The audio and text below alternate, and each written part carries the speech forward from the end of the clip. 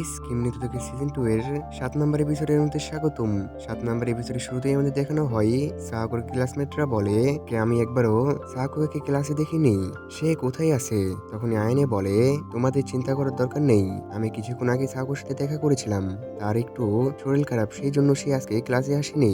এটা শুনে সবাই তাদের কাজ করতে লাগে আর বাইরে সব ছেলেরা মিলে ক্যাফে বানাতে থাকে। তখনই সেখানে রিউ আসে। রিউকে দেখে কাজের ফ্রেন্ড বলে তুমি এখানে কি করছো। রিউ বলে আমাকে ক্ষমা করে দাও, আমি তোমাদের এই কাজে সাহায্য করতে পারছি না। কাজের ফ্রেন্ড বলে কোনো সমস্যা নেই, আর এমনিতে তোমার টুর্নামেন্ট আসতে চলেছে। তখন একটি ছেলে বলে এখানে আগে কি করতে হবে। কাজের ফ্রেন্ড সেই ছেলে সাহায্য করতে যায়, কিন্তু সে সেখানে কোনো কিছু বুঝতে পারে না। আর সে বলে কাজেহা এখানে থাকলে সে আমাদের অনেক সাহায্য করতে পারতো, আর আজকে সারাদিন আমরা কাজেহাকে দেখিনি। এটা শুনে রিউ সেখান থেকে চলে যেতে থাকে। তখন রাস্তায় সে কাজেহাকে আসতে দেখে। সে কাজেহাকে বলে কাজেহায়া তুমি এখানে কি করছো। সেখানে ক্যাফে তৈরির কাজ শুরু হয়ে গিয়েছে। এটা শুনে কাজেহা সেখান থেকে চলে যেতে থাকে। তখন রিউ বলে তো কাজেহায়া তুমি কি তাকে তোমার ভালোবাসার কথা বলেছো। কাজেহায়া বলে হ্যাঁ, কিন্তু সে আমাকে রিজেক্ট করে দিয়েছে। আমার মনে হয় আমি সাহাগোর আশেপাশে থেকে তাকে বিরক্ত করছিলাম। আমি তার জন্য অনেক কিছু করেছি, আমার পক্ষ থেকে যা করা সম্ভব ছিল আমি তাই করেছি, কিন্তু আমার সব কষ্ট বৃথা হয়ে গিয়েছে। আমি এখন বুঝতে পারছি না আমার আগে কি করা উচিত, আর এর কারণে আমার অনেক কষ্ট হচ্ছে। আমি যতটা ভেবেছিলাম তার থেকেও বেশি। আর কুরুমি একটি জায়গা থেকে কাজের কথা শুনতে থাকে। কাজের কথা শুনে সে দৌড়ে কোথাও যেতে থাকে। তারপরে কুরুমি সাহাকুর কাছে আসে আর বলে তোমাকে দেখে মনে হচ্ছে তুমি অনেক চিন্তায় আছো। কুরুমিকে দেখে সাহাকুর মনে পড়ে কুরুমি কিভাবে তাকে তার অপোনেন্ট মনে করেছিল। তারপরে সে কুরুমিকে বলে কাজে আমাকে রিজেক্ট করে দিয়েছে। এটা শুনে কুরুমি অনেক অবাক হয়ে যায়। সে বলে তুমি এই কথা আমাকে বলছো কেন, আমি তোমার ফ্রেন্ড না, আর তুমি এখন আমার অপোনেন্টও না। এটা শুনে সাহাকো অনেক নার্ভাস হয়ে যায় আর বলে তুমি আমাকে এমনটা কেন বলছো, আমি কি এখন তোমার অপোনেন্ট না কারণ কাজে আমাকে রিজেক্ট করে দিয়েছে। কুরুমি বলে না, তুমি এখন আমার অপোনেন্ট না কারণ এখন তুমি আর আগের মতন আগে গিয়ে ট্রাই করো না, তোমার মধ্যে কোনো কিছুই করার সাহস নেই, আর এই জন্য তুমি কাজে অনেক কষ্ট দিয়েছো। এটা শুনে সাহাকো কোনো কিছু বুঝতে পারে না আর সে বলে কিন্তু আমি তো কোনো কিছুই করিনি। কুরুমি রেগে সাহাকোকে ধরে বলে তুমি কাজে নিজের পাগলামি দিয়ে কষ্ট দিয়েছো, কাজে কখনো তোমাকে কষ্ট দেওয়ার চেষ্টা করেনি, আর সে সবসময় তোমার খেয়াল রেখেছে, আর আয়ন এবং চিজুরু সবসময় তোমাকে সাপোর্ট করেছে, কিন্তু এত কিছু করার পরেও তুমি কোনো কিছু বুঝতে পারছো না। কিন্তু এখন সাহাকো কোনো কিছু বুঝতে পারেনি। কুরুমি বলে আমি পরিষ্কারভাবে কাজেকে বলেছিলাম আমি কাজেকে পছন্দ করি, কিন্তু তাও সে আমাকে রিজেক্ট করে দিয়েছে। আমি কাজের জন্য যতটুকু কষ্ট করেছি তুমি তার একটুও করোনি, সেই জন্য তুমি কখনোই তোমার সাথে আমার তুলনা করো না।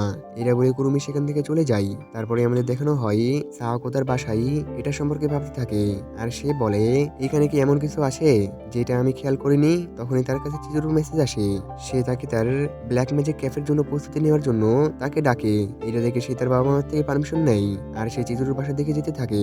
আর অন্যদিকে কাজেহা আর তার ফ্রেন্ডরা মিলে স্কুল থেকে ব্ল্যাক ম্যাজিকের ক্যাফে চুরি করতে থাকে, যেন তারা সেটা তাদের বাসায় নিয়ে গিয়ে তাড়াতাড়ি তার কাজ সম্পন্ন করতে পারে। তখনই তাদেরকে পিন দেখে নেয় আর বলে তোমরা এখানে কি করছো, তোমরা কি জানো না এসব জিনিস স্কুলের বাইরে নিয়ে যাওয়া নিষেধ। তখনই কাজের ফ্রেন্ড বলে প্লিজ স্যার আমাদের এটা নিয়ে যেতে দিন, না হলে আমরা কখনোই এর কাজ শেষ করতে পারবো না। তখনই আরেকটি ছেলে বলে আপনি তো আমাদের ক্লাস টিচার, আপনার তো আমাদের সাপোর্ট করতে হবে। পিন বলে আমার এটাতে কোনো কিছু যায় আসে না, আমি তোমাদের শুধু একটি কথা বলতে চাই, এটা নিয়ে যাওয়ার সময় অন্য কোনো স্যারের সামনে পড়ো না, কারণ আগে আমি তোমাদের কোনো সাহায্য করতে পারবো না। তারপরে তারা সবাই সেখান থেকে চলে যেতে থাকে। তখনই পিন কাজের কাছে আসে আর বলে আমি তোমার সাথে কিছু কথা বলতে চাই। কাজে হেয়া তুমি এমনটা কিভাবে করতে পারলে, আমি কখনোই ভাবিনি তুমি এমন কিছু করতে পারবে। কাজে হেয়া বলে তুমি কিসের সম্পর্কে বলছো। পিন বলে আমি মনে করেছিলাম তুমি তাকে অনেক বেশি ভালোবাসো, কিন্তু সাওকে তুমি রিজেক্ট করে দিবে এটা আমি কখনো ভাবিনি। কাজে হেয়া বলে সে আমাকে রিজেক্ট করে দিয়েছে। পিন বলে তুমি এতদিন আমাকে পাগল বানিয়েছো, আমি মনে করেছিলাম তুমি সত্যি সাওকে অনেক ভালোবাসো, কিন্তু শেষে তুমি তাকে রিজেক্ট করে দিয়েছো। তুমি কি আমাকে ভুল প্রমাণ করার জন্য এটা করেছো। কাজে হেয়া বলে আমি তাকে রিজেক্ট করিনি, সে আমাকে রিজেক্ট করে দিয়েছে। এটা শুনে পিন কনফিউজ হয়ে যায় আর বলে তাহলে তুমি সেখানে গিয়ে সাকোকে রিজেক্ট করোনি। কাজে হ্যাঁ বলে আমি এমনটা কেন করতে যাব, আমি তো সেখানে গিয়ে তাকে আমার ভালোবাসার কথা বলেছি, কিন্তু সে আমাকে রিজেক্ট করে দিয়েছে। এসব শুনে পিন কোনো কিছু বুঝতে পারে না আর হাসতে লাগে। হাসতে হাসতে বলে তো এখানে এইসব চলছে, আমি এখন সবকিছু বুঝতে পারছি, তুমি সত্যি অনেক বড় গাধা। কাজে হ্যাঁ রেগে বলে আমি গাধা না, আর আমার সাকোকে যা কিছু বলার ছিল আমি সবকিছু বলে দিয়েছি, কিন্তু এখন এটার কোনো ফায়দা নেই। পিন বলে তুমি প্রথমে আমাকে বলেছিলে তুমি সাহাকোর ফিলিংস বুঝতে পারো না, কিন্তু সত্যি কথা বলতে তুমি নিজে নিজের ফিলিংস বুঝতে পারো না, কিন্তু তোমার চিন্তা করার কোনো দরকার নেই। আমি জানি এই সবকিছু তাড়াতাড়ি ঠিক হয়ে যাবে। এটা বলে প্রিন্স সেখান থেকে চলে যেতে থাকে। তারপরে আমাদের দেখানো হয় সাহাকো চিজুরুর বাসায় সব মেয়েদের সাথে তার ব্ল্যাক ম্যাজিক ক্যাপের প্রস্তুতি নিতে থাকে। আর সে দেখে সেখানে কয়েকটি মেয়ের কাপড় সেলাই করতে সমস্যা হচ্ছে। এটা দেখে সে এগিয়ে গিয়ে তাদের সাহায্য করতে লাগে। তখনই সে চমকে যায় আর বলে, আমি এদের না বলেই এদের সাহায্য করতে লেগেছি। কিন্তু সেই মেয়েগুলা তার সাহায্য করার জন্য অনেক খুশি হয় আর তারা সাকুকে ধন্যবাদ জানায়। আয়না এবং চিজুরো এসব কিছু দেখতে থাকে আর তারা সাকুকে খুশি দেখে তারা অনেক খুশি হয়। তারপরে চিজুরো সেখান থেকে উঠে সবার জন্য জুস নিয়ে আনার জন্য যেতে থাকে। আর চিজুরোকে যেতে দেখে সাকু তার পিছে যায় আর তাকে ধন্যবাদ জানিয়ে বলে, তোমার বাসায় আমাকে ডাকার জন্য ধন্যবাদ আর আমাকে কালকে সেই কথাগুলো বলার জন্য তোমাকে ধন্যবাদ। তখনই সেখানে আয়না চলে আসে। সাকু বলে, আমি প্রথমবার যখন সাহস করে তোমাদের সাথে কথা বলেছিলাম আর তোমাদের ফ্রেন্ড হয়েছিলাম, তারপর থেকে আমার জীবন আস্তে আস্তে অনেক পরিবর্তন হয়ে গিয়েছে আর আমাকে সাহায্য করার জন্য তোমাদের ধন্যবাদ। এটা বলে সাকু লজ্জা পেয়ে যায় আর এসব শুনে চিজুরো অনেক খুশি হয়। তারপরে সে সবার জন্য জুস নিয়ে আনার জন্য যায়। তারপরে সাকু তার কাজ করতে লাগে আর ভাবতে লাগে সেই সময় কুরুমি আমাকে কি বলতে চেয়েছিল। তারপরে সিন শিফট হয় এবং আমাদের দেখানো হয় স্কুলে সাকুর সাথে কুরুমির দেখা হয়। সাকু কুরুমির সাথে কথা বলার চেষ্টা করে কিন্তু কুরুমি সাকুকে ইগনোর করে সেখান থেকে চলে যায়। এর কারণে সাকুর অনেক খারাপ লাগে। তখন সেখানে কেন্তো আসে আর কেন্টোকে দেখে সাকু কালকের ব্যবহারের জন্য তার থেকে ক্ষমা চাই। কিন্তু বলে, আমি তোমার সাথে সেটা সম্পর্কে কথা বলতে চাই না। তখন সেখানে আয়না চিজুরো আসে আর কেন্টোকে ধরে বলে, তুমি আমাদের অনেক সাহায্য করেছো, এখন আমাদের তোমার সাহায্যের দরকার নেই আর এখন থেকে তুমি সাকু থেকে দূরে থাকো। তখনই কেন্তো বলে, আমি এখানে সবকিছু ক্লিয়ার করার জন্য এসেছি। এটা বলে সে সাকুকে বলে, সাকু আমার মনে হয় কাজে তোমাকে পছন্দ করে।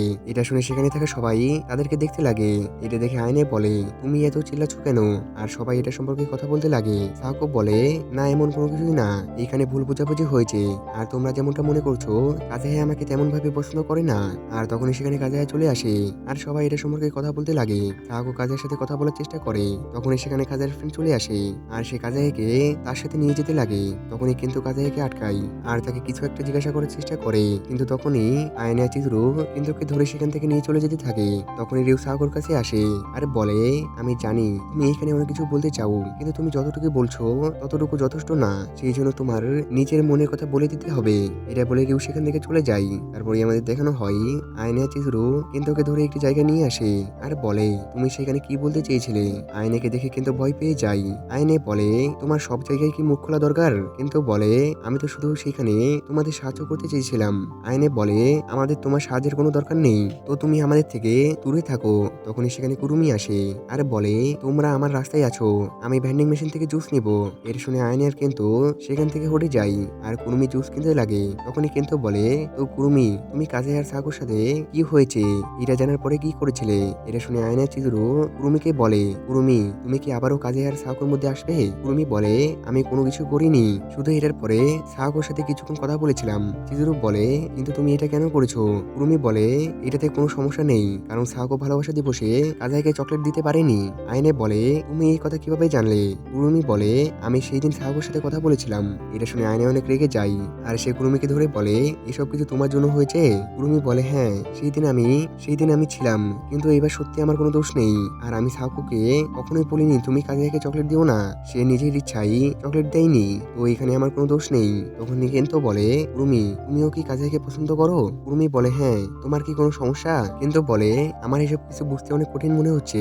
আচ্ছা কুরুমি, আমার কাছে তোমার জন্য একটি অফার আছে, আমি সাউকুকে পছন্দ করি, তো সাউকো তোমার আর কাজের মাঝখান থেকে উঠে যাবে আর তারপরে কাজে শুধু তোমার হয়ে যাবে। তখনই কুরুমি কিন্তু একটি থাপ্পড় দিয়ে দেয় আর বলে, তুমি এসব থেকে দূরে থাকো। কিন্তু বলে, তো তুমি কি চাও সবসময় সাউকো তোমার আর কাজের মাঝখানে আসো? কুরুমি বলে, আমি সাউকোর মতো মেয়ের থেকে হারতে চাই না আর আমি চিটিং করে যেতেও চাই না। প্রথমবার সাউকোকে দেখে আমার মনে হয়েছিল সে অনেক স্ট্রং আর কখনো হার মানে না, কিন্তু এখন এই কথা ভুল প্রমাণ হচ্ছে। আমি কখনোই ভাবিনি সাউকো এত কমজোর হয়ে যাবে আর এত তাড়াতাড়ি হার মেনে যাবে। এটা বলে কুরুমি সেখান থেকে চলে যায় আর কিন্তু সেখানে কোনো কিছু বুঝতে পারে না। সে বলে, তো কাজেহাও কি সাউকোকে পছন্দ করে? তখন আয়নে বলে, এর সাথে তোমার কোনো সাথ নেই, তো তুমি এসব কিছু থেকে দূরে থাকো। তখনই কেন্তো বলে, আমি এখন এখান থেকে দূরে থাকতে পারবো না, কারণ আমি সাউকোকে সাহায্য করতে চাই। আয়নে বলে, আমি জানি তুমি এখানে কি করতে চাও, তুমি শুধু প্রমাণ করতে চাও তুমি অনেক ভালো ছেলে, আর তুমি জানো না তোমার এসব কিছু করার জন্য সাউকো কতটা কষ্ট পেয়েছে। সেই জন্য আমি তোমাকে বলতে চাই তুমি সাউকো থেকে দূরে থাকো। এটা বলে আয়নের চিত্র সেখান থেকে চলে যায়। তারপরে আমাদের দেখানো হয় লাইব্রেরিতে সাউকো কিছু বই খুঁজতে থাকে আর সে ভাবতে থাকে, এখানে এমন কি আছে যেটা আমি দেখতে পাচ্ছি না, আর আমি কি আমার জীবনে এগিয়ে যাওয়ার জন্য আমার পুরো চেষ্টা করছি না। আর এখানে এই এপিসোড শেষ হয়ে যায়। দেখা হচ্ছে নেক্সট এপিসোডে। আল্লাহ হাফেজ।